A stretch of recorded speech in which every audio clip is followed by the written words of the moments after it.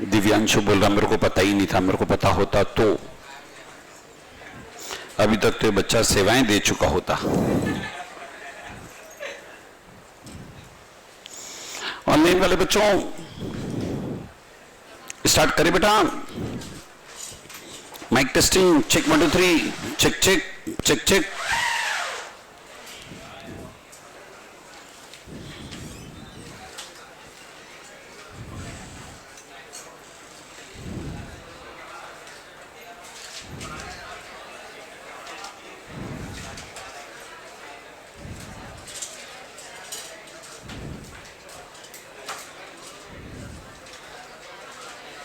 चलिए बेटा,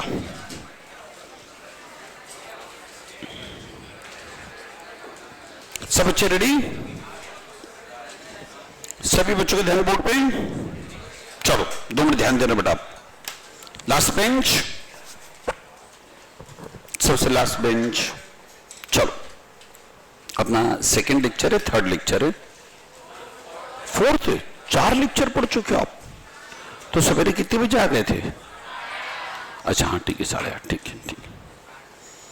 चलो बेटा, very good morning to all of you. करें बेटा स्टार्ट।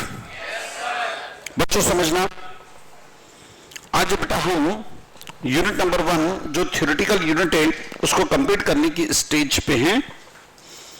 और बीच में संडे था तो 2 मिनट एक शॉर्ट ट्रिक है, बहुत ध्यान से सुन लीजिए। सब बच्चे पेन रखिए बेटा, कि उसके बाद फिर मैं नेक्स्ट चैप्टर जो स्टार्ट करूंगा वो प्रैक्टिकल वाला चैप्टर आ जाएगा। और अपना जो पेपर आता है बेटा उसके अंदर पहला क्वेश्चन ही कंपलसरी होता बच्चों। उसमें 6 क्वेश्चन 2-2 नंबर के ट्रू फॉल्स, 12 नंबर ये, और एक 4-1 नंबर का थ्योरी क्वेश्चन और ऐसे क्वेश्चन देता है। तो थ्योरी ऐसा नहीं देता है कि आप जैसे 11th-12th में थ्योरी डायरेक्ट लिखते थे, वो तो क्या काम करेगा, ट्रू फॉल्स निकाल के देगा। तो कंसेप्चुअली सही चाहिए। चलो सुनो, मैंने आप लोगों को स्टार्टिंग में सबसे पहले बताया था कि अगर आप सीए हैं और आपके पास कोई भी बिजनेसमैन आता है और वो बात करता है कि साहब उसको बिजनेस स्टार्ट करना है, किस मॉडल के अंदर बिजनेस करें, तो आप उसको 3 मॉडल बताते हैं कि अगर आप अकेले ही बिजनेस को मैनेज करना चाहते हैं, अकेले ही कैपिटल लगाना चाहते हैं, तो सोल प्रोप्राइटर यानी एकांकी व्यापारी के तौर पे बिजनेस करिए। बिजनेस अगर आपको थोड़ा सा बड़ा करना है, वर्किंग हैंड्स ज्यादा चाहिए, तो ऐसे केस में पार्टनरशिप फॉर्म के बैनर तले आ सकते हैं। लेकिन कंपनी भी एक ऐसा पैटर्न है जो कि आज की तारीख में बिजनेस को नई ऊंचाइयां देता है। अब कंपनी क्लाइंट जब पूछता है कि सब इन दोनों से ज्यादा बेटर क्यों, तो मैं ज्यादा बेटर बताने के लिए कई सारे आर्गुमेंट दे सकता हूं, आप भी दे सकते हो। बट इंस्टीट्यूट जो 3 लॉजिकल ग्राउंड को कवर करता है उस पर मैं बात करूं। पहला ग्राउंड था एम, फिर एम, फिर आर। पहला एम था मनी, एम फॉर मनी। हम क्लाइंट को बोलते हैं कि साहब देखो धंधा करोगे तो मनी की रिक्वायरमेंट है। अभी आप एक अकेले की पूंजी से धंधा करोगे, छोटा करोगे, आगे चल के मान लो बिजनेस को बड़ा करना, तो बड़ा बिजनेस आज ही से स्टार्ट करो ना यार। उसके लिए आज आप 5 करोड़ लगाने वाले हो तो 45 करोड़ रुपए मार्केट के लगवाओ, मार्केट देगा, कंपनी बनाओ। और कंपनी के अंदर तो ऐसा है कि अगर आपका प्रोजेक्ट बहुत सही है, आपका यूनिक बिजनेस आइडिया है, आप अपने प्रोजेक्ट को पूरी तरह से प्लान करो, मार्केट में अच्छे रेपुटेटेड शेयर ब्रोकर से मिलो, मार्केट में अच्छे अंडरराइटर लोगों से मिलो, मार्केट में कई सारे सीए हैं जो शेयर कंसल्टेंसी को ही अपने प्रोफेशन के तौर पे लेके चलते, उन लोगों से जाके मिलो, उनको प्रोजेक्ट समझाओ, कन्विंस करो। अगर वो कन्विंस होते हैं तो उनसे एक सीए से हजारों हजार इन्वेस्टर्स जुड़े होते हैं, एक शेयर ब्रोकर से लाखों इन्वेस्टर जुड़े होते हैं, एक अंडरराइटर से कई छोटे छोटे लोग इन्वेस्ट करने के लिए उनके इशारे पे जुड़े होते हैं। और आपने इन लोगों को पकड़ा और प्रोजेक्ट समझाया तो आपको जितनी कैपिटल चाहिए उससे कई गुना ज्यादा कैपिटल कंपनी के अंदर ये पब्लिक दे सकती है, बशर्ते प्रोजेक्ट आपका प्रॉफिटेबल हो, वर्थवाइल हो, पब्लिक को आप पर ट्रस्ट हो। और आप सोचो कि 1-1 लाख करोड़ की कैपिटल के प्रोजेक्ट्स आते हैं, तो क्या 1-1 लाख करोड़ की कैपिटल अडानी अंबानी खुद लगाते हैं? 5%, 7% लगाते हैं, 95% जनता का लगवाते हैं। तो कंपनी कैसा स्ट्रक्चर है जहां मनी की लिमिटेशन खत्म। दूसरी बात मैनेजमेंट, देखो सोल प्रोप्राइटर के तौर पे धंधा करोगे, खुद ही को मैनेज करना है, जितना ज्ञान बुद्धि उस हिसाब से कर पाओगे। पार्टनरशिप फॉर्म के तौर पे करना है, पार्टनर लोगों को ही बिजनेस मैनेज करना पड़ेगा, जितना ज्ञान बुद्धि नॉलेज विजन मिशन उतने तक ही कर पाओ। कंपनी एक ऐसा स्ट्रक्चर है जहां पर कि बिजनेस को मैनेज करने के लिए highly qualified highly intellectual managerial professionals आप रिक्रूट कर पाओगे, अपॉइंट कर पाओगे। जैसे आप क्वालिफाइड सीए लोगों को अपॉइंट कर पाओगे कि सब सीए बैठे आपके बोर्ड ऑफ डायरेक्टर के अंदर, सीए बैठे फीस ले, आपके बोर्ड ऑफ डायरेक्टर के अंदर क्वालिफाइड एमबीए बैठे जिन लोगों ने टॉप बी कॉलेजेस से एमबीए क्वालिफाइड किया है, हायर पैकेज दे सकती कंपनी। कंपनी एक ऐसा स्ट्रक्चर है जो सीए सीएस को अफोर्ड कर सकती है और आप लोगों को हायर पैकेजेस दे सकती है। तो कंपनी के अंदर मैनेजमेंट का रिस्क खत्म, मैनेजमेंट का प्रॉब्लम खत्म। तीसरा आर फॉर रिस्क, देखो सोल प्रोप्राइटर के तौर पे काम करोगे, अनलिमिटेड लायबिलिटी वाली बात आती है, कभी भी करोड़पति से रोड़पति हो जाओगे। पार्टनरशिप फॉर्म में तो और अनलिमिटेड लायबिलिटी कैसी है, इंडिविजुअली एंड कलेक्टिवली, व्यक्तिगत तौर पर भी और सामूहिक तौर पर भी। एक पार्टनर ने भी गलत डिसीजन ले लिया तो सारे पार्टनर ऐसे इंटरकनेक्टेड हैं कि सारे के सारे करोड़पति से रोड़पति हो सकते हैं, क्योंकि सभी की liability individually and collectively unlimited banner है। तो बेटर कंपनी का यूनिक स्पेसिफिक फीचर है लिमिटेड लायबिलिटी। आज मैंने 1 लाख के शेयर खरीदे, मेरे को पता है 1 लाख से ज्यादा की मेरी रिस्क नहीं, कंपनी बैठ भी जाएगी तो मेरे को 1 लाख रुपए से ज्यादा का घाटा नहीं होना है। 1 लाख पूरे दे चुका तो मेरे को कुछ नहीं देना है। 1 लाख में मैंने 80,000 दिया, कंपनी ज्यादा से ज्यादा 20,000 मांग सकती है, नॉट मोर देन दैट। तो company is much better as compare to other business module. Now फिर कंपनी का बेसिक डेफिनेशन मैंने बताया था कि सब कंपनी का बेसिक डेफिनेशन तो बोलचाल की परिभाषा ली थी कि कंपनी शब्द लैटिन लैंग्वेज से लिया है, 2 शब्दों का कंपोजिशन है, कम प्लस पेनी। कम का मतलब होता है टुगेदर, साथ साथ, पेनी का मतलब होता है ब्रेड एंड बटर। जब भी 2 या 2 से ज्यादा लोग अनौपचारिक तौर पर अपना भोजन ग्रहण करते करते व्यापार की बातें करते तो उस ग्रुप को, उस समूह को, उस टीम को, उस गैंग को हम बोलते थे कंपनी। नाउ टेक्निकल डेफिनेशन, तो कंपनी एक्ट के सेक्शन 2 सबसेक्शन 20 के अंदर कंपनी की डेफिनेशन है। क्या डेफिनेशन बोले साहब, कंपनी उसको बोलेगी जो कंपनी एक्ट 2013 में फॉर्म्ड हुई, इनकॉर्पोरेटेड हुई, रजिस्टर्ड हुई। ओके, तो 2000 का कंपनी एक्ट तो अभी आया, उसके पहले हाँ वो भी चलेगा, उसके पहले के एक्ट में भी अगर कोई कंपनी बनी तो वो भी कंपनी मानी जाएगी। अच्छा, उसके पहले कौन से एक्ट थे ना भाई, कंपनी एक्ट का सेक्शन 2 सबसेक्शन 67 पता था, उसके पहले एक्ट थे। उसके पहले था कंपनी एक्ट 1956, उसके पहले था company act Indian companies act 1913, उसके पहले कंपनी एक्ट बोलो बोलो बोलो 1882 और उसके पहले 1860। इन पुराने एक्ट में भी कोई कंपनी बनी है, अब नया एक्ट आ गया तो उस पुरानी कंपनी के अस्तित्व पे कोई खतरा नहीं रहेगा, उनको कैरी ऑन मानेंगे, ठीक है। लेकिन इससे कंपनी का सही इमेज, जो पहली बार कॉमर्स पढ़ा रहा उसको तो नहीं होगा, तो छोड़ो ना, हम एक एक्सपर्ट की डेफिनेशन लेते हैं, जस्टिस हेनी की डेफिनेशन ली। जस्टिस हेनी के अकॉर्डिंग सबसे पहली बात, कंपनी आर्टिफिशियल पर्सन है। आर्टिफिशियल पर्सन मतलब आप हम लोगों की तरह नेचुरल पर्सन नहीं है, ये कृत्रिम व्यक्ति है। दूसरी बात, क्रिएटेड बाय लॉ, कंपनी आप अपनी मर्जी से बंद चालू नहीं कर सकते हो, लॉ की सिस्टमेटिक प्रोसेस से कंपनी बनेगी और बंद भी होगी। Then separate entity, share holder अलग, कंपनी अलग, सारे शेयर होल्डर की डेथ हो जाए, सारे शेयर होल्डर इंसॉल्वेंट हो जाए तो भी कंपनी के एग्जिस्टेंस पे कोई फर्क नहीं पड़े। परपेचुअल सक्सेशन, एक बार कंपनी फॉर्म कर दी ना, कंपनी जनरेशन टू जनरेशन, पीढ़ी दर पीढ़ी, कई पीढ़ियों तक कंपनी एग्जिस्टेंस में रहती, हम रहे न रहे तो भी कंपनी एग्जिस्टेंस पे रहती। कॉमन सेल, आप हम सब लोग किसी भी लीगल डॉक्यूमेंट पे सिग्नेचर करते हैं, थंब एक्सप्रेशन अप्लाई करते हैं। क्योंकि कंपनी भी बहुत सारे व्यापारिक एग्रीमेंट करती है लेकिन वो सिग्नेचर या थंब एक्सप्रेशन अप्लाई नहीं कर सकती है, तो वो ऐसी स्थिति में कॉमन सेल अप्लाई करती है। ये मैंने आप लोगों को कंपनी का बेसिक बताया था। देन मैंने स्टार्ट किया था कि सब company, different category of company, याद है बेटा आपको? चलो दिमाग में रिवाइज करो, तब तक मैं 2 घूंट चाय पी लेता हूं। पहली कंपनी कौन सी? कोई एक बच्चा गवर्नमेंट कंपनी बताए।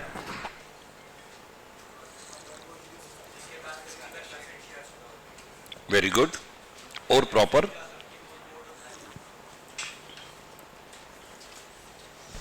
सुनना, कंपनी एक्ट का सेक्शन 2 सबसेक्शन 45 सेक्शन में चलो, क्योंकि मैंने आपको बताया ना, ट्रू फॉल्स जब लिखने जाओगे और सेक्शन लिख दिया तो एक बच्चा 5 लाइन में एक्सप्लेनेशन दे और आप 2 लाइन में लिख के बाहर तो भी स्कोर खींच जाओगे। और सेक्शन में याद करा दूंगा, इतनी बार बोलूंगा। बोलो 245 के अंदर क्या बोलता है कि साहब गवर्नमेंट कंपनी वो कंपनी जो बनती तो कंपनी एक्ट के अंदर है, लेकिन चूंकि इसका बिजनेस इतना इंपॉर्टेंस का होता है, नेशनल इंपॉर्टेंस, पब्लिक इंपॉर्टेंस, कि गवर्नमेंट इसको अपने नियंत्रण में रखना चाहती है। और इसलिए जब ये अपनी शेयर इश्यू करने जाती है ना, तो सरकार भी इनके शेयर खरीदने पहुंच जाती है। और इसी कोई भी कंपनी जिसके 51% या उससे ज्यादा शेयर सरकार में खरीद रही है, सरकार में कौन, या तो केंद्र सरकार या राज्य सरकार या राज्य सरकारें, या कुछ केंद्र सरकार या कुछ राज्य सरकार या सरकारें, तो ऐसे केस में उस कंपनी को क्या नाम देते हैं हम? Government company. इस कंपनी का ऑडिट कौन करेगा बेटा? सीए। चलो सेकंड,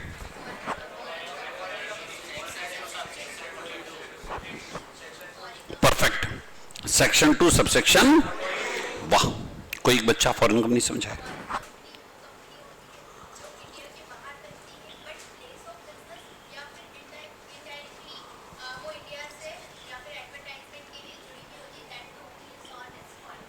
वेरी गुड बेटा, वेरी गुड, वेरी गुड बच्चा, परफेक्ट। सुनना, गुड। कंपनी एक्ट के सेक्शन 2 सबसेक्शन 42 में हम फॉरेन कंपनी को डिफाइन करते हैं। ये वो कंपनी जो इंडिया के बाहर इनकॉर्पोरेटेड हुई, रजिस्टर्ड हुई, लेकिन इसका प्लेस ऑफ बिजनेस इंडिया में। ये तो कंपनी खुद या अपने एजेंट के माध्यम से फिजिकली या ई कॉमर्स के जरिए इंडिया में किसी न किसी मैनर में बिजनेस करी। और ये जो हमारी सरजमी है, इस पर अगर किसी प्रकार की कमर्शियल एक्टिविटी करोगे तो इस कंपनी पे नियंत्रण और टैक्सेशन भारत सरकार लेगी, उतने पर जितना आपने, ये हमारी इंडियन टेरिटरी में आपने कमर्शियल एक्टिविटी करी। बराबर बेटा, फंडा क्लियर? चलो उसके बाद 1% कंपनी, सेक्शन 2 सबसेक्शन, कोई एक बच्चा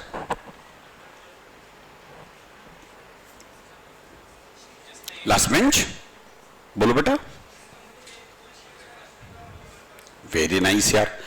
1% कंपनी उसको बोलेंगे जो सेक्शन 2 सबसेक्शन 62 में जिस कंपनी के 100% शेयर एक ही मेंबर के पास है। पुराने एक्ट में ये फंडा था ही नहीं, ये आया 2013 में, और जब ये फंडा आया तो लोग शॉक्ड हो गए, यार ये है क्या। लेकिन बाद में देखा कि यार ये फंडा बहुत यूनिक फंडा है, और इससे कई सारे लोग, जैसे एक डॉक्टर है वो अपने मेडिकल में बहुत बिजी है, पैसा कमा रहा है, दूसरा धंधे में हिचकता है, बोले यार कल से डूब गया तो, अरे खुद क्यों कर रहे हो, कंपनी बना के करो। ये बंदा, नाम बोलो, नमन, नाम है नमन, चाय की दुकान लगा रहा है। नहीं आप ये मत समझो, 2-2 किलोमीटर तक लाइन लगती है इनके यहां पे चाय पीने के लिए लोग। अब बताओ, अच्छा प्रॉफिट कमा रहा है, बराबर, लेकिन ये दूसरे घर में ले जाके केश ठूस ठूस के रख देगा, दूसरा धंधा करने में कतराएगा, बोले यार मैं चाय के अंदर एक्सपर्ट हूं, मैं इससे नहीं हटूंगा। अरे मत हट, वो पैसा ठूस ठूस के रखा, उसका क्या। बोले दूसरा धंधा करने जाऊंगा, बर्बाद हो गया तो, अरे क्यों अपने नाम से कर रहा है, कंपनी बना, ताकि कल से अगर वो धंधा नहीं भी चला तो कंपनी डूबेगी, हम थोड़ी डूबेंगे। ये आया था सेक्शन 2 सबसेक्शन 62। चलो उसके बाद सेक्शन 285, स्मॉल कंपनी के लिए 3 कंडीशन थी। पहली बात, ये कंपनी वो है जो अदर देन पब्लिक। दूसरी बात, इसकी capital not more then 4 crore, turnover of last year not more then 40 crore. शाबाश बच्चा। चलो उसके बाद मैंने बताया था होल्डिंग और सब्सिडरी, सेक्शन 246। होल्डिंग हम उसको बोलते हैं जो सब्सिडरी को कंट्रोल करती है। सब्सिडरी सेक्शन 287, सब्सिडरी किसको बोलते हैं, जिस कंपनी को की कंट्रोल किया जा रहा है। और उसको अच्छे से समझाने के लिए मैंने एग्जांपल भी लिया था, जैसे ये दिव्यांशु का एग्जांपल लिया था। ये दिव्यांशु, ये जो बंदा दिया था ना एग्जाम्पल, हाँ ये दिव्यांशु, ये बंदा इंदौर शहर में बैठा है। अब हम सोचो कि मैं टीचर के तौर पे इनको कंट्रोल करूं, नहीं, ये बंदा कंट्रोल हो रहा है गांव से। क्यों? बताया था मैंने, ये बंदे की शादी हो चुकी है और उनकी होल्डिंग कंपनी गांव में है, गांव से इनको कंट्रोल किया जाता है। गांव से फोन आ जाता ना, क्या कितना स्टडी किया, फाउंडेशन एक बार में क्लियर होना चाहिए, इंटर आगे क्लियर होना चाहिए, तो बिल्कुल जवाब देता है। तो ये सब्सिडरी कंपनी, उनको कंट्रोल करने वाली कंपनी गांव में, होल्डिंग कंपनी, याद करो, भूलना मत, फिर एग्जांपल ले लूंगा मैं। हाँ चलो, होल्डिंग सब्सिडरी की बात। फिर मैंने बताया था unlimited liability company, section 2 subsection, very good. ये ऐसी कंपनी की इसके शेयर खरीद लिए, कल से कंपनी बर्बाद तो हम भी बर्बाद। फिर लिमिटेड लायबिलिटी कंपनी, जिसके शेयर अगर आपने खरीदे तो आपकी लायबिलिटी क्या है? Limited, section 2 subsection 22। फिर वही बताया था limited by guarantee, section 221। Non profit making company जो बनती है, वहां शहर के जो प्रबुद्ध लोग हैं वो गारंटी देते हैं कि साहब ये कंपनी स्कूल चला रही है, कल से स्कूल में घाटा होगा, मेरी 5 लाख की गारंटी, इनकी 4 लाख की गारंटी, इसकी 2 लाख की गारंटी। ये कंपनी जो है स्कूल चला रही है, वृद्धाश्रम चला रही है, हॉस्पिटल चला रही है, चलाने दो, घाटा होगा, हम शहर के कुछ 5-6 गणमान्य लोग बैठे हैं, इतनी रुपए हमने अपनी गारंटी दे रखी है, कल से हॉस्पिटल नहीं चला, वृद्धाश्रम नहीं चला, घाटे हो गए, हम देंगे ना इतना पैसा। ये कंपनी कहलाती लिमिटेड बाय गारंटी। फिर बताया था मैंने public company, section 2, sorry private company section 268, फिर पब्लिक कंपनी 271, फिर लिस्टेड कंपनी सेक्शन 252, और फिर अनलिस्टेड कंपनी। बोलो यहां तक कर लिया था? अब रुको, फिर मैंने सेक्शन 128 में पढ़ाया था बुक्स ऑफ अकाउंट। बहुत ध्यान से सुनो, पूरा चैप्टर कंप्लीट होने वाला है, इसे एक बार कंटिन्यूटी जरूरी है मेरे को। बुक्स ऑफ अकाउंट, हिंदुस्तान की सारी कंपनी को बुक्स ऑफ अकाउंट रखना compulsory, section, books of account को कुछ भी मामला है 128 लिख देना। हिंदुस्तान की सारी कंपनी को बुक्स ऑफ अकाउंट मेंटेन करना कंपलसरी। दूसरी बात, बुक्स ऑफ अकाउंट मेंटेन करोगे तो उसका accounting year April to March, जनवरी टू दिसंबर, दीपावली टू दीपावली, ईद, क्रिसमस, ये नहीं चलेगा, अप्रैल टू मार्च। कारण पैसा पब्लिक का लगा है, पब्लिक को 31 मार्च को बताओ कि कंपनी ने कितना प्रॉफिट कमाया, जमेगा तो शेयर रखेगी, नहीं तो बेच के दूसरी कंपनी के शेयर खरीदेगी पब्लिक, बराबर। दूसरी बात, बुक्स ऑफ अकाउंट कितने साल तक आप रखोगे अपने पास? 60 साल नहीं यार, हाँ हाँ हाँ हाँ, बताइए, 8 को हिंदी में 80 ईयर बोलते हैं। यस, बुक्स ऑफ अकाउंट कहां रखेंगे हम? Registered office. यहां से शिफ्ट कर सकते हैं क्या? कर सकते हैं, लेकिन उसके लिए आपको बीओडी की परमिशन लेनी पड़ेगी, संचालक मंडल की अनुमति लेनी पड़ेगी, और संचालक मंडल को बताना पड़ेगा कि बुक्स क्यों शिफ्ट कर रहे हैं और कहां शिफ्ट कर रहे हैं और कितने दिन के लिए कर रहे हैं, बराबर। ठीक, इसके बाद फिर मैंने आपको बताया था बुक्स ऑफ अकाउंट कौन से बेसिस पे रखोगे? एक्रूअल। अच्छा, एक्रूअल का अपोजिट कौन सा होता है बेटा? कैश। बट कंपनी की बुक्स ऑफ अकाउंट कौन से बेसिस पे रखेंगे? एक्रूअल। और एक्रूअल में इनकम वो रिकॉर्ड करते जो कमा ली, खर्च वो रिकॉर्ड करते जिनका उपयोग उपभोग कर लिया, भले चुकाया या नहीं चुकाया। और कैश बेसिस में जितनी इनकम हाथ आ गई वो लिखते, जितने खर्चे भुगतान कर दिए वो लिखते। और कंपनी में एक्रूअल पे ही काम चलेगा, क्योंकि एक्रूअल में ही सही प्रॉफिट आता है। कैश बेसिस तो वो छोटे मोटे चाय वाला, पान वाला, भंगार वाला, इन लोगों के लिए। और नॉन अकाउंटिंग फील्ड के लोग, डॉक्टर, इंजीनियर, आईटी प्रोफेशनल, वकील, जो अकाउंटिंग नहीं जानते फिर भी कमा रहे हैं, सरकार बोलती मत पड़ो एक्रूअल में, कैश में हिसाब रख लो, टैक्स तो दो भाई। डॉक्टर फीस अच्छी कमा रहा है, वकील लाखों रुपए फीस कमा रहे हैं, नॉन अकाउंटिंग फील्ड के हो, मत पढ़ो आउटस्टैंडिंग प्रीपेड एक्रूड ऑनर के चक्कर में। अरे कैश पे हिसाब रखो, रुपया तो समझते हो ना कि साल भर में कितनी फीस आई, कितने खर्चे किए, निकाल लो इसी पे प्रॉफिट और टैक्स भरो। बोलो क्या तक सब बच्चों को क्लियर? ईमानदारी से यहां तक मैंने सब बच्चों को क्लियर कर दिया था बेटा। बस अब इस चैप्टर का अंतिम पॉइंट बचा है, फिर कल से हम प्रैक्टिकल चैप्टर स्टार्ट करेंगे। लिखो, प्रिपरेशन ऑफ फाइनेंशियल स्टेटमेंट।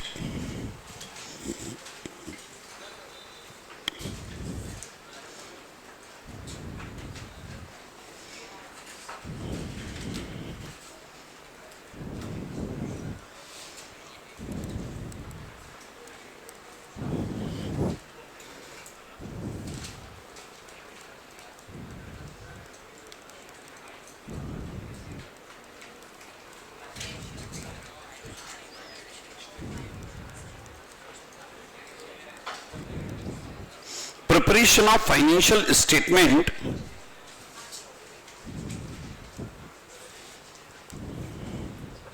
वित्तीय विवरण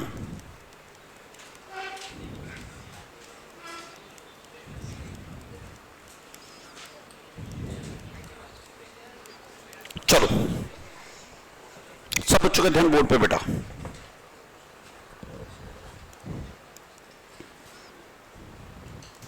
सुनना बच्चों, हाँ सपोज करिए साहब ये कंपनी है, साल भर में जमाने भर के ट्रांजैक्शन रहती, माल खरीदा बेचा, परचेस रिटर्न, सेल्स रिटर्न, जमाने भर के ट्रांजैक्शन किए, व्यवहार किए। इवेंट भी ऑकर हुए, घटनाएं भी घटित हुई, लॉस बाय फायर है, लॉस बाय थेफ्ट है, ये अनफेवरेबल इवेंट है, घटनाएं हैं। कुछ फेवरेबल इवेंट भी हो सकते हैं, जैसे कि आपको सरकार से अवार्ड मिल गया, कहीं से डोनेशन मिल गया, ये फेवरेबल भी हो सकते हैं। तो साल भर आप जमाने भर के ट्रांजैक्शन या इवेंट करते हो, वो ट्रांजैक्शन या इवेंट को आप जनरल एंट्री के माध्यम से क्रोनोलॉजिकल ऑर्डर में क्रमबद्ध तरीके से लिखते हो।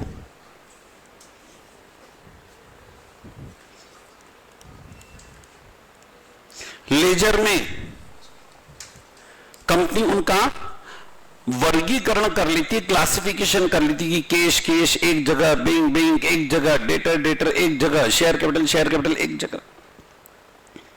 वहीं कंपनी अगर बड़ी कंपनी होती है, जनरली बड़ी कंपनी होगी, आपको जनरल एंट्री देखने को नहीं मिलेगी, उसके बजाय आपको देखने को मिलेगी सब्सिडरी बुक्स।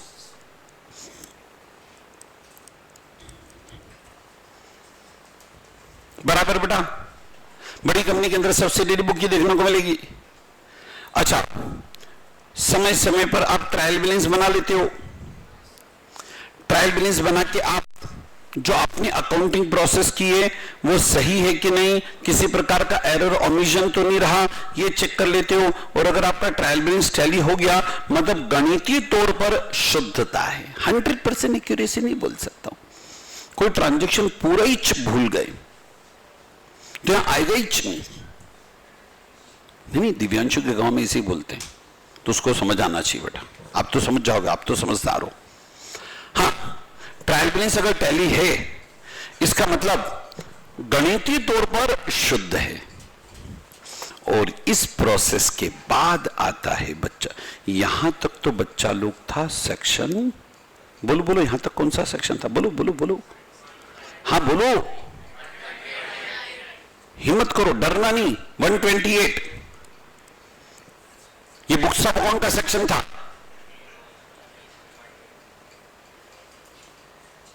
बराबर। और अब इसके बाद ट्रायल बैलेंस बनाने के बाद अब खेल चालू होता है सेक्शन 129 का। और ट्रायल बैलेंस बन जाने के बाद अब हम बनाते हैं कंपनी के फाइनेंशियल स्टेटमेंट, हिंदी में बोले तो फाइनल अकाउंट।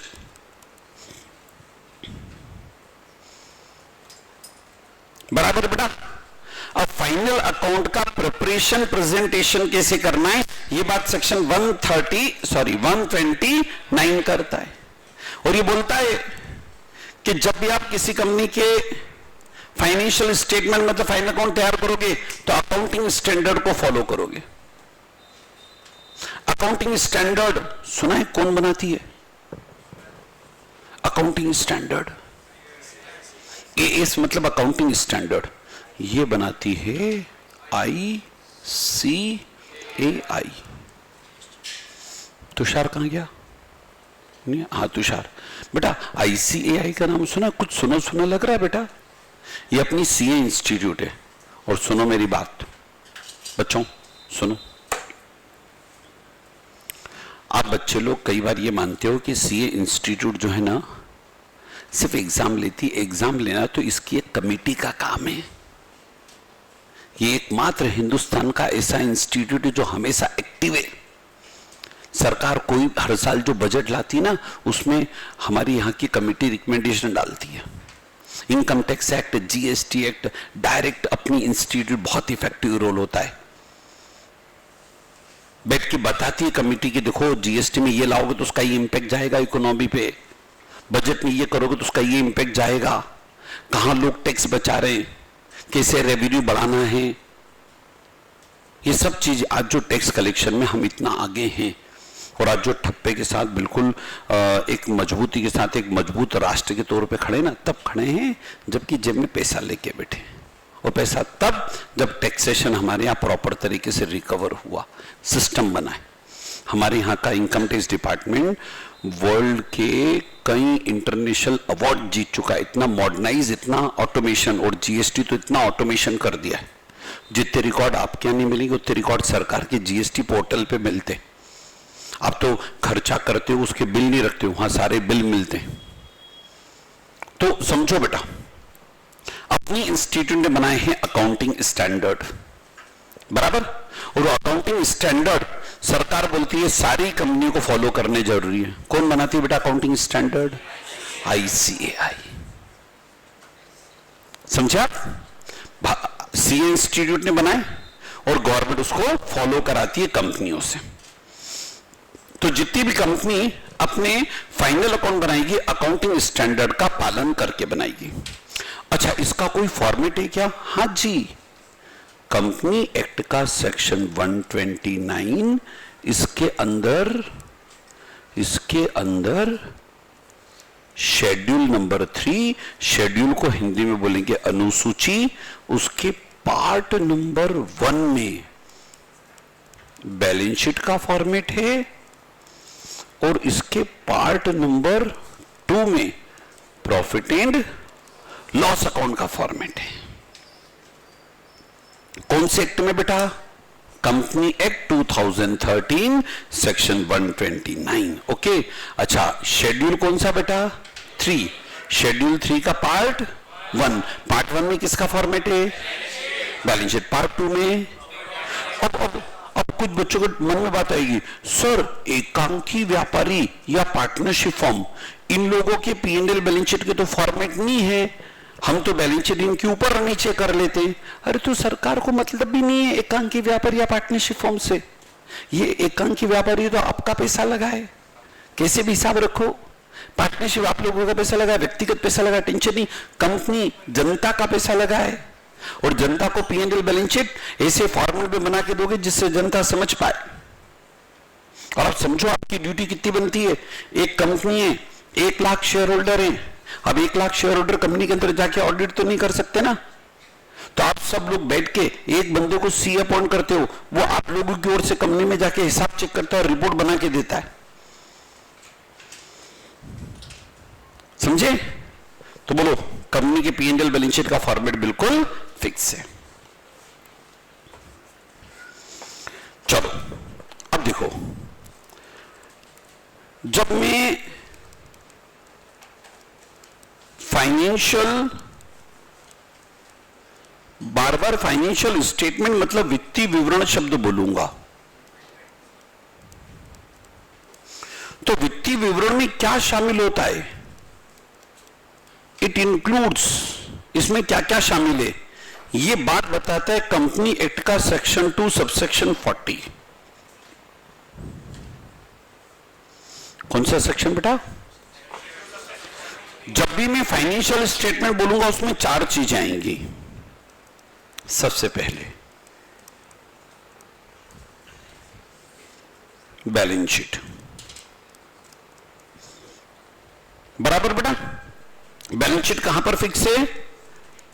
शेड्यूल 3 पार्ट 1 में फॉर्मेट फिक्स है। अच्छा, बैलेंस शीट बनाओगे ना, तो बैलेंस शीट अपने आप में एक पॉइंट, या रुको, बैलेंस शीट आपकी फाइनेंशियल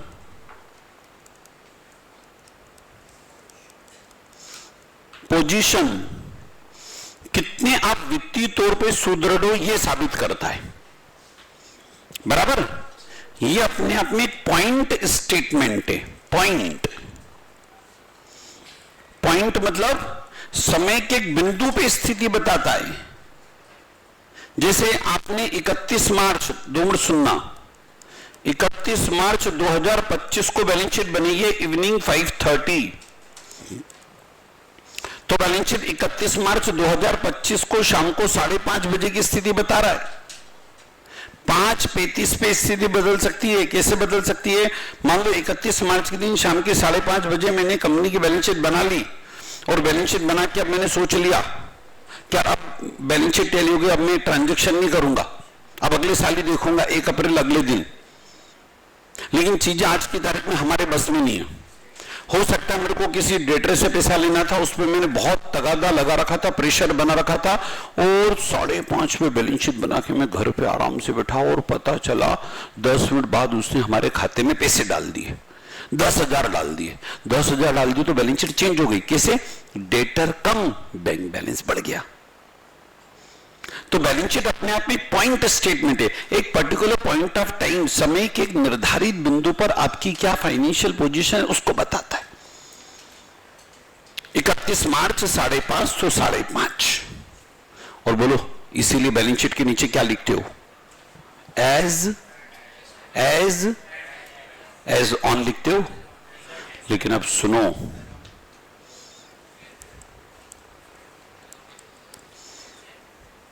कंपनी एक्ट में चेंज हो गया है, और एज ऑन नहीं लिखते हैं। क्या लिखते हैं हम? As eight.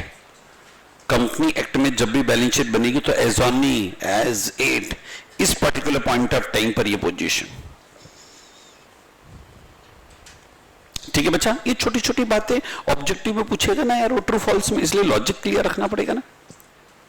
कोई भर भर की थ्योरी नहीं लिखनी है, फंडे तो क्लियर रखने। चलो दूसरे नंबर पे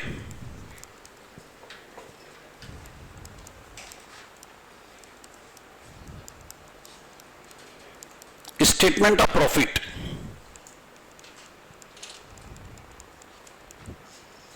ये क्या शो करता है?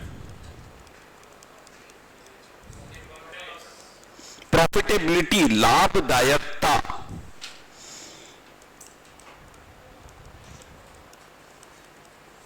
और ये अपने आप में पीरियड स्टेटमेंट है।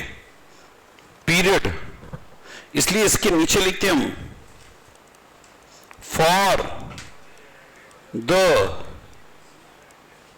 Year ended. हाफ ईयर के लिए बना रहे तो for the half year ended, month के लिए बना रहे तो for the month ended, quarter के लिए बना रहे तो फॉर द क्वार्टर एंडेड।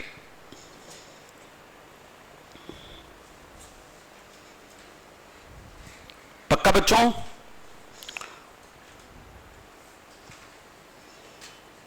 बड़ा क्लियर बच्चा लोग? बोलो फाइनेंशियल स्टेटमेंट में क्या क्या आएगा? ये कौन सा सेक्शन बोलता है? Section 2 subsection 40। इसमें 4 चीजें आएगी। सबसे पहले बैलेंस शीट, दूसरे नंबर पे statement of profit and loss. अब सुनो सुनो सुनो सुनो सुनो, स्टेटमेंट ऑफ प्रॉफिट या लॉस, तो इसे प्रॉफिट या लॉस निकालना चाहिए। लेकिन यार कुछ नॉन प्रॉफिट मेकिंग कंपनी होती है, नॉन प्रॉफिट मेकिंग कंपनी, और ये बनती बेटा कंपनी एक्ट के सेक्शन 8 में। कौन सी कंपनी होती है बेटा? Non profit making company. जैसे स्कूल चलाना है तो आपने कंपनी बनी, वो नॉन प्रॉफिट मेकिंग कंपनी होगी। मतलब कंपनी बनी, वो स्कूल चला रही है, हॉस्पिटल चला रही है, वृद्धाश्रम चला रही है, चाइल्ड रिलीफ, बच्चों के रिलीफ के लिए काम कर रही है, वुमेन इंपावरमेंट के लिए काम कर रही है, यूथ के अनएम्प्लॉयमेंट की प्रॉब्लम के लिए काम कर रही है, या रिसर्च के लिए काम कर रही है, nuclear energy research, agricultural research, rural development, इस तरह के कई सारे समाज हित के प्रोजेक्ट करती है। उसको बोलते हैं नॉन प्रॉफिट मेकिंग कंपनी। ये लॉ में पढ़ोगे। और चूंकि इसका पर्पस प्रॉफिट कमाना ही नहीं है, तो ये प्रॉफिट एंड लॉस अकाउंट नहीं बनाती है, फिर ये बनाती है इनकम एंड एक्सपेंडिचर अकाउंट। बोलो बोलो बोलो, कौन सी कंपनी? हाँ, और कौन से सेक्शन में बनती है? इस बार का पेपर उठा के देख लेना, ये ऑब्जेक्टिव 2 नंबर का ट्रू फॉल्स था।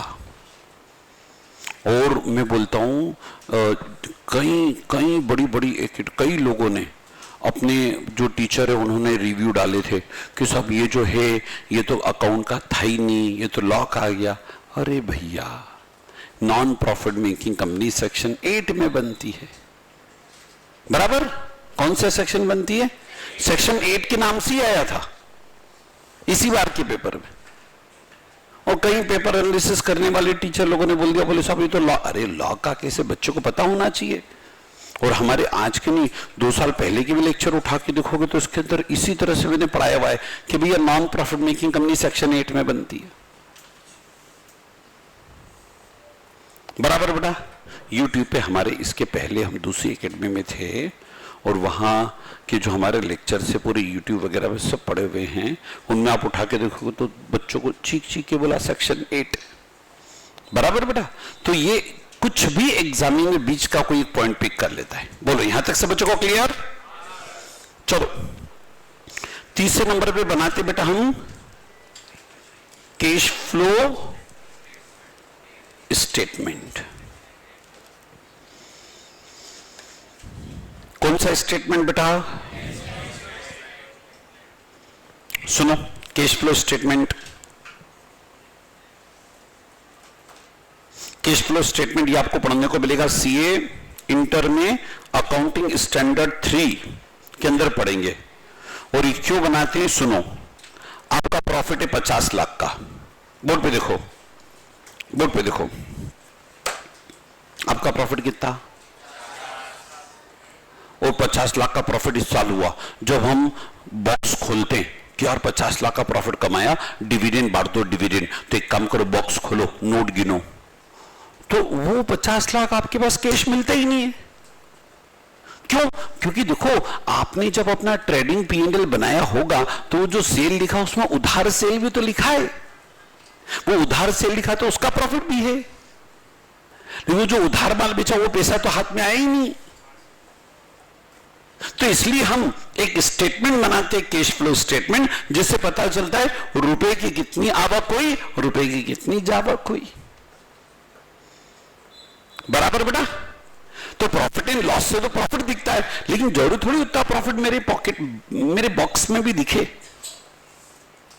क्योंकि आप तो उधार भी तो बेचते हो ना बेटा, उसका प्रॉफिट भी प्रॉफिट में आ जाता है, लेकिन पैसा तो हाथ में आया ही नहीं। तो इसलिए हम कैश फ्लो स्टेटमेंट बनाते हैं।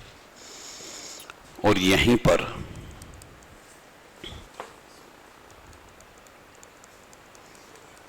एक्सेप्शन, अपवाद, कुछ कंपनियां ऐसी है, ये देखो छोटे छोटे पॉइंट पूछेगा, ये थ्योरी है, हाँ थ्योरी अलग से पढ़ने की जरूरत नहीं, यही करूंगा मैं। कुछ ऐसी कंपनियां जिनको कैश फ्लो बनाने की जरूरत नहीं। 3 कंपनियां जिनको कैश फ्लो बनाने की जरूरत नहीं है। पहला,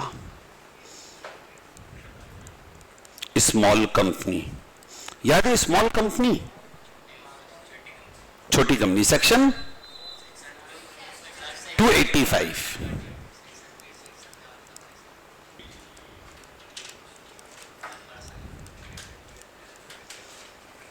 1 पर्सन कंपनी, याद है बेटा 1 पर्सन कंपनी, सेक्शन 2 सबसेक्शन 62। अब 1% इनको भी कैश फ्लो बनाने की जरूरत नहीं।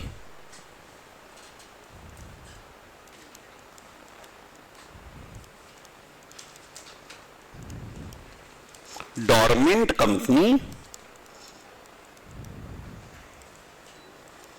इसको बोलते बेटा निष्क्रिय कंपनी। निष्क्रिय कंपनी कैसी होती है बताए? कि कंपनी बना ली लेकिन अभी उसके अंदर एक्टिविटी नहीं चल रही है, बिजनेस एक्टिविटी नहीं चल रही है, इसलिए हम उसको बोल देते बेटा निष्क्रिय कंपनी।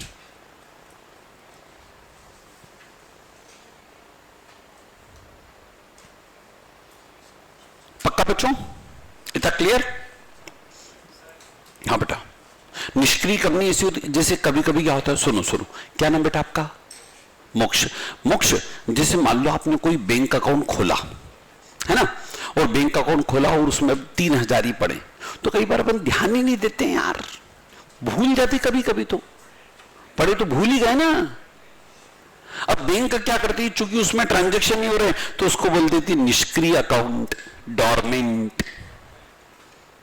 अब आप क्या सोचते हो, मेरा बाद में कभी होश आता, अपन बोलते हो अरे यार मेरे तो इनएक्टिव खाता था, निष्क्रिय खाता था, पैसे डूब गए, जबकि आप केबीसी में बेचारे बिग बी बार बार बोलते हैं अगर किसी खाते में आपका पैसा जमा है, आप भूल भी गए हो तो ये मत सोचो कि आपका पैसा डूब गया, आप तुरंत जाओ बैंक, अपनी केवाईसी अपडेट कराओ, बैंक आपका पैसा कभी नहीं खा सकती। बस चूंकि आपके डॉक्यूमेंट वहां पर आपको देने पड़ेंगे, केवाईसी अपडेट करानी पड़ेगी, तो आपका जो डॉर्मेंट अकाउंट था वो अब एक्टिव हो जाएगा।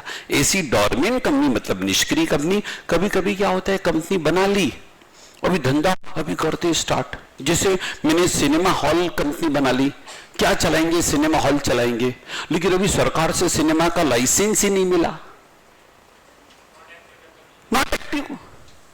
या हमारी सिनेमा कंपनी थी लेकिन घाटे हो रहे हैं, अब बंद करके बैठ गए, कंपनी को लॉ में बंद नहीं करा बट कमर्शियल ट्रांजैक्शन बंद कर दी। पक्का बच्चों? क्या तक से बच्चों को क्लियर? ईमानदारी से बच्चा लोग चलो बताओ, फाइनेंशियल स्टेटमेंट में क्या क्या आएगा? बैलेंस शीट दूसरे नंबर पे, स्टेटमेंट ऑफ प्रॉफिट तीसरे नंबर पे, कैश फ्लो। क्या है तक से बच्चों को क्लियर? ईमानदारी से। अच्छा, कितनी कंपनी को कैश फ्लो बनाने की जरूरत नहीं है? 3 कंपनी। कौन कौन सी? स्मॉल कंपनी, दूसरा 1% कंपनी, तीसरा ये इन्हीं में से छोटा ट्रू फॉल्स निकलता बच्चा, समझे? यस। और चौथे नंबर पे आपको बनाने पड़ते बेटा notes to account. Notes to account क्या होता है, जिसे अपन क्वेश्चन करते हैं ना बेटा, उसके बाद वर्किंग नोट बनाते कि नहीं? वर्किंग नोट वैसे मैं बैलेंस शीट का फॉर्मेट बनाऊंगा तो उसके नीचे नोट बनाऊंगा, उसकी डिटेल लिखूंगा कि कंपनी की ऑथराइज कैपिटल इतनी, इशूड इतनी, सब्सक्राइब्ड इतनी, कॉल्ड अप इतनी, इसमें से इतने शेयर अदर दिन कैश इशू किए, ये सब अपन सीए इंटर में बनाते हैं। जैसे अभी आपको चैप्टर है एक फाइनल अकाउंट, तो अभी फाइनल अकाउंट किसका है? एकांकी व्यापारी का। सीए इंटर में फाइनल अकाउंट है कंपनी के, और जब सीए इंटर में जाओगे तो ये सब आपको बनाने हैं, बराबर। अभी तो सिर्फ मैं आपको बता रहा हूं कि सेक्शन 129 में क्या क्या आता है।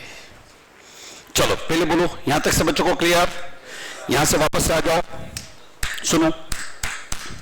सेक्शन 129 यानी फाइनेंशियल स्टेटमेंट, कंपनी अपनी रूटीन ट्रांजैक्शन रखती है बुक्स ऑफ अकाउंट सेक्शन 128 में। सेक्शन 129 में फाइनेंशियल स्टेटमेंट मतलब फाइनल अकाउंट बनाती है। अच्छा, फाइनल अकाउंट जब कंपनी बनाएगी तो आप बताओ सेक्शन 129 शेड्यूल 3 पार्ट 1 के अंदर बैलेंस शीट का फॉर्मेट है, पार्ट 2 के अंदर P&L का फॉर्मेट है। चलो उसके बाद जब हम फाइनेंशियल स्टेटमेंट बनाते हैं तो सेक्शन 2 सबसेक्शन 40 लागू होता है। उसके अंदर कितनी चीजें आती है? 4। Balance sheet, it's a point statement, और इसके नीचे हम लिखते हैं एज एट। दूसरे नंबर पे P&L, ये पीरियड स्टेटमेंट है, इसके नीचे लिखते हैं फॉर द ईयर एंडेड।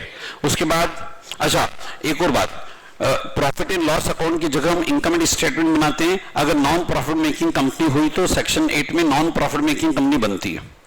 उसके बाद कैश फ्लो स्टेटमेंट, जिससे हम कैश की आवन जावन देखते हैं कि हमारे धंधे में पैसा आया गया कहां और कैसे, और कैश फ्लो स्टेटमेंट बनाते हैं। तो 3 कंपनी को कैश फ्लो बनाने की जरूरत नहीं। कौन कौन सी? स्मॉल, फिर 1%, फिर डॉर्मेंट। Very good. उसके बाद क्या बनाते हैं हम? Notes to account. ये एक तरह से वर्किंग नोट है। चलो, ये फॉर्मेट हिंदुस्तान की हर कंपनी को फॉलो करना कंपलसरी। बोलो क्या यहां तक क्लियर? ईमानदारी से,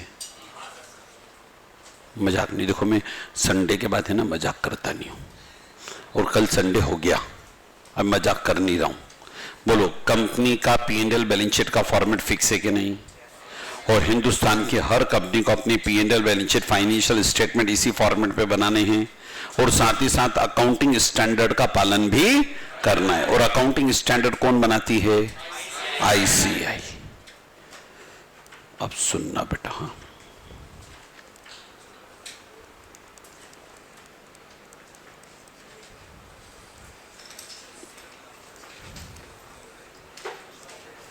दो मिनट रुको। पहले सुन लो, पहले सुनोगे बेटा, आप लिखोगे नहीं। सब बच्चे पहले सुनोगे, थ्योरियसली सुनोगे। बोलो, शेड्यूल 3 पार्ट 1 किसका फॉर्मेट? शेड्यूल 3 पार्ट 2 हर कंपनी को इस फॉर्मेट को फॉलो करना है। सिर्फ 4 ऐसी कंपनी जिनको फॉर्मेट को नहीं अपनाना है। सुनना, कौन कौन सी?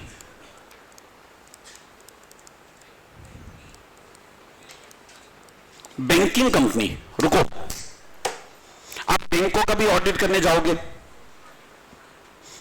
बैंकों का ऑडिट के लिए सीए जाएगा, और जब बैंक का P&L बैलेंस शीट तो इस फॉर्मेट में नहीं बनेगा। बैंक के लिए भारत सरकार ने बैंकिंग रेगुलेशन एक्ट बना रखा है, उसमें P&L बैलेंस शीट का फॉर्मेट अलग है, तो उस फॉर्मेट में बनाएगी नहीं यार वो। तो बैंकिंग कंपनी को इस फॉर्मेट को फॉलो करने की जरूरत नहीं।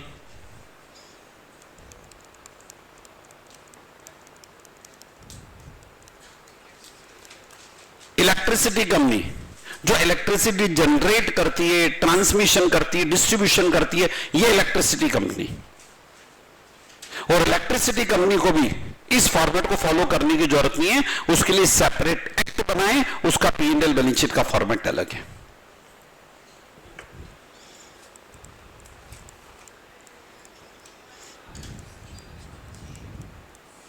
इंश्योरेंस कंपनी, बीमा कंपनी, बीमा कंपनियों को भी ये फॉर्मेट मानने की जरूरत नहीं है, क्योंकि उनके लिए भी भारत सरकार ने सेपरेट एक्ट बनाया। इंश्योरेंस कंपनी का P&L बैलेंस शीट का फॉर्मेट सेपरेट है।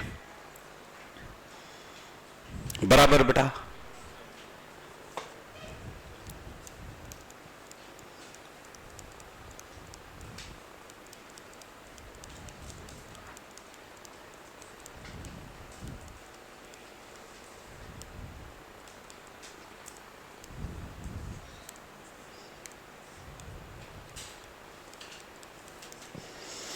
कोई भी अगर नोटिफाइड कंपनी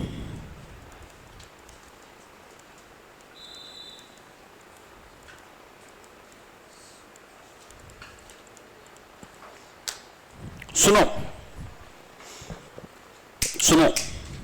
मैंने शब्द यूज किया नोटिफाई, अधिसूचित।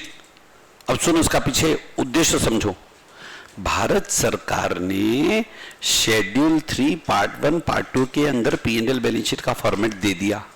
अभी फॉर्मेट है बहुत डिटेल, और डिटेल इसलिए क्योंकि भैया जनता का पैसा लेके बैठे हो ना, उनको डिटेल में हिसाब किताब दो। अच्छा, अब मान लो कई ऐसी कंपनी होती है नॉन प्रॉफिट मेकिंग कंपनी, उनको इतना डिटेल हिसाब किताब की जरूरत नहीं। कोई दिक्कत नहीं, अगर सरकार को लगता है कि ये company non profit making company है और इसको इतना ज्यादा डिटेल हिसाब किताब देने की जरूरत नहीं है, तो भारत सरकार के हाथ में पावर है। सरकार अधिसूचना जारी करके ऐसी कंपनी की लिस्ट दे सकती है कि इन कंपनियों को इस फॉर्मेट से विमुक्ति, एग्जम्पशन दे दिया गया। अब किसको विमुक्ति देना है, किसको एग्जम्पशन देना है या नहीं देना है, ये अधिसूचना, ये नोटिफिकेशन कौन करता है? Government of India. चलो अब बोलो, पूरी तरह से मेरे को परफेक्शन चाहिए, यहां तक पूरा थ्योरी मैंने पढ़ा दिया। क्वेश्चन पूछ लूं अब मैं? पक्का? मजाक नहीं। जिस बच्चे ने गलत जवाब दिया ना बेटा, पास वाले बच्चे का फोन जब्त हो जाएगा। नहीं, आप ऐसे बच्चों को बिठाते ही क्यों पास में? आपकी गलती। चलो अब मैं क्वेश्चन पूछ रहा हूं, यहां थ्योरी मैंने पूरा कंप्लीट कर दिया, ये यूनिट पूरा कंप्लीट। चलो अब मैं पूछता हूं, बोलो फाइनेंशियल स्टेटमेंट के लिए सेक्शन 129। अच्छा, बैलेंस शीट का फॉर्मेट शेड्यूल 3 पार्ट 1, P&L का फॉर्मेट पार्ट 2। अच्छा, अब फिर उसके बाद मैंने यहां से आपको बताया था कि सब फाइनेंशियल स्टेटमेंट के अंदर क्या क्या शामिल करेंगे, तो उसका सेक्शन कौन सा है? Section 2 subsection 40। फाइनेंशियल स्टेटमेंट में कितनी बातों को शामिल करेंगे? 4। सबसे पहले बैलेंस शीट पॉइंट स्टेटमेंट, एक पर्टिकुलर पॉइंट ऑफ टाइम पर आपकी पोजीशन बताता है। दूसरा स्टेटमेंट ऑफ, ये पीरियड स्टेटमेंट है, उसके नीचे लिखिए फॉर द ईयर एंडेड, तो पूरे ईयर के ट्रांजैक्शन उसमें समाहित हुए, या for the half year ended, या for the quarter ended. For the quarter ended तो क्वार्टर के ट्रांजैक्शन उसमें आए, क्वार्टर का जो प्रॉफिट है वो निकल के आएगा। कैश फ्लो स्टेटमेंट, भाई जो प्रॉफिट कमाया उतना हाथ में है कि नहीं, कैश की आमन जामन कैसे हुई, ये अकाउंटिंग स्टैंडर्ड 3 के अकॉर्डिंग हम कैश फ्लो बनाते हैं, इंटर में पढ़ना, लेकिन नाम सुन लो। अच्छा, कैश फ्लो किन लोगों को बनाने की जरूरत नहीं? 3, 1% company, small company, dormant. Dormant मतलब कंपनी बन गई बट इनएक्टिव है, कमर्शियल एक्टिविटी नहीं है, ट्रांजैक्शंस नहीं है, बराबर। और चौथे नंबर पे नोट्स टू अकाउंट, ये फॉर्मेट फिक्स है बेटा, सभी कंपनी को इस फॉर्मेट में ही काम करना है, लेकिन 4 कंपनियों को इस फॉर्मेट से विमुक्ति है। पहली बैंकिंग कंपनी, क्योंकि बैंकिंग रेगुलेशन एक्ट में सेपरेट फॉर्मेट है। इलेक्ट्रिसिटी कंपनी, उसका P&L बैलेंस शीट का फॉर्मेट सेपरेट है। इंश्योरेंस कंपनी, उसका P&L बैलेंस शीट का फॉर्मेट सेपरेट है। और कोई भी ऐसी कंपनी जिसको भारत सरकार चाहे तो उसको नोटिफाई कर सकती है कि इन कंपनियों को इतना विस्तृत फॉर्मेट बनाने की जरूरत नहीं, वो सिंप्लीफाइड फॉर्मेट कर सकती है। ये पावर गवर्नमेंट ऑफ इंडिया के पास। बोलो क्या तक सब बच्चों को क्लियर? पूरी थियोरी क्लियर? चलो कल से अपन प्रैक्टिकल बात करेंगे। आज की सभा को समाप्त करते हैं, तब तक सब बच्चों को धन्यवाद। Thank you, thanks a lot.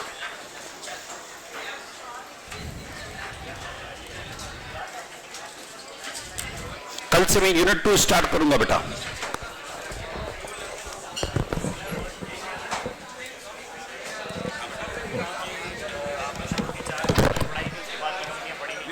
निश्चित अरे मेरे को आता है, याद है,